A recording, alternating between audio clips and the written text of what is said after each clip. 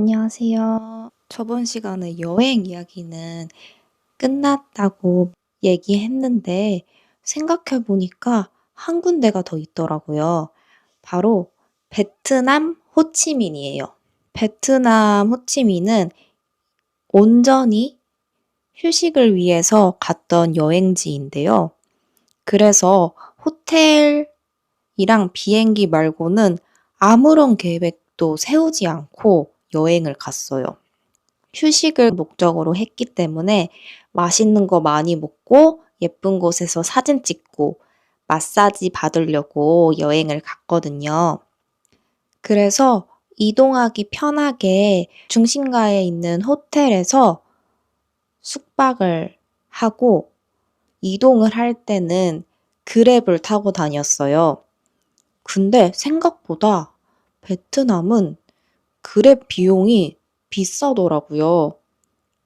여행비는 언니가 내줬지만 그랩 같은 이런 이동수단의 비용 정도는 제가 부담을 했었거든요. 근데 생각보다 너무 비싼 거예요. 그렇다고 안 낼 수는 없잖아요.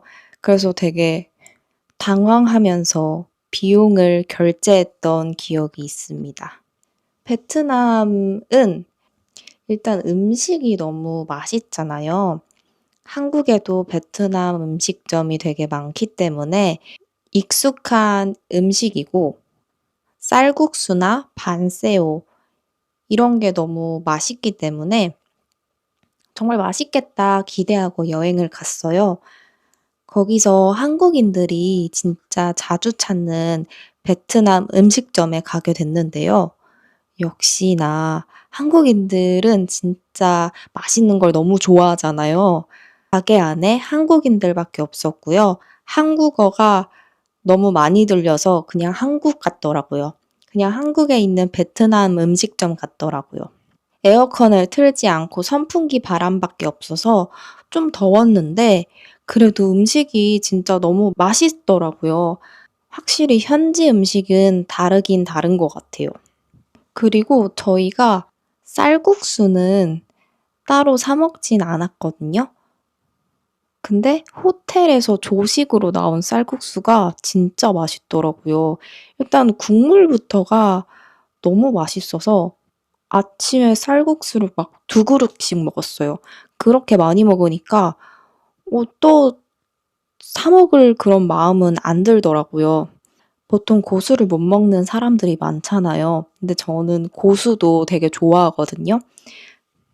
그래서 고수 빼달라고 말 안 하고 먹을 수 있었을 텐데 저는 진짜 고수만 먹을 수도 있어요. 그 향이 나는 풀을 원래 너무 좋아해가지고 고수가 맛있더라고요. 보통 한국인들은 고수에서 세제 맛이 난다고 되게 싫어하던데 저는 입에 맞았어요. 생각보다 더 맛있었던 거는 반미였어요. 저랑 언니랑 아침에 돌아다니고 가장 햇빛이 쨍쨍할 낮 시간에는 숙소로 돌아와서 좀 쉬다가 해가 지면 다시 나갔거든요. 낮 시간에 여느 때와 같이 쉬고 있었어요. 언니가 핸드폰을 보다가 갑자기 저한테 우리 숙소와 걸어서 2분 거리에 되게 맛있는 반미 샌드위치 파는 곳이 있다. 이러는 거예요. 그러면서 같이 가보재요. 그래서 알았어. 이러고 같이 가서 샀어요. 음식점은 아니고 그냥 좀 무슨 가판 하나 있는 식당 앞에 가판이 하나 있고 거기서 사람 한 명이 조리해서 파는 그런 곳이었어요. 구글 리뷰는 되게 높더라고요. 그래서 딱 사서 숙소에서 먹었는데 너무 맛있는 거예요. 저는 베트남 음식 중에 반새우를 가장 좋아하는데 거기서 반미를 먹은 이후로는 반미가 제 마음속 1위가 됐어요. 너무 맛있어서 다음 날에도 먹고 베트남을 떠나는 당일에도 그 가게에 가서 반미를 사 먹었어요. 저랑 언니랑 둘 다 너무 맛있다며 먹었거든요. 저희가 2박 3 일인가 3박 4일 정도 여행을 갔던 것 같은데 마사지를 매일 받았어요. 그래서 원 없이 마사지를 받자 하는 마음에 매일 받았는데 매일 마사지를 받는 건 개인적으로 추천드리지 않아요. 왜냐면 처음에는 이제 마사지를 원래 안 받는 사람이다 보니까 그동안 막 뭉친 피로들이 있을 거 아니에요. 그래서 첫날에는 너무 좋아요. 너무 좋은데 이제 두 번째 날이 오면은 우리 이번 여행 자체가 쉬러 온 여행이었으니까 스케줄 자체도 그렇게 빡빡하지 않았을 거란 말이에요. 몸이 안 힘들고 이미 어제 마사지로 피로를 다 풀어놔 가지고 더 이상 피곤하지가 않은 거예요. 뭉친 근육도 없어. 몸이 심지어 말랑말랑해. 그럼 그 상태로 마사지를 받으니까 그냥 아무런 감흥이 없는 거예요. 그리고 나서 3 일째 받았을 때도 언니가 저한테 "매일 마사지를 받는 건 아닌 것 같아." 이랬는데 제가 맞아. 나도 그렇게 생각했어. 나는 지금 아픈 데가 없는데 계속 마사지를 받으니까 오히려 아픈 느낌이야." 이래 가지고 다음부터는 여행지에서 마사지는 한 번 정도만 받는 걸로 그렇게 얘기를 했던 기억이 있습니다. 그리고 마사지 샵에서 되게 좋았던 거는 거기서 끝나고 코코넛 아이스크림을 줬거든요. 그 코코넛 아이스크림이 되게 맛있더라고요.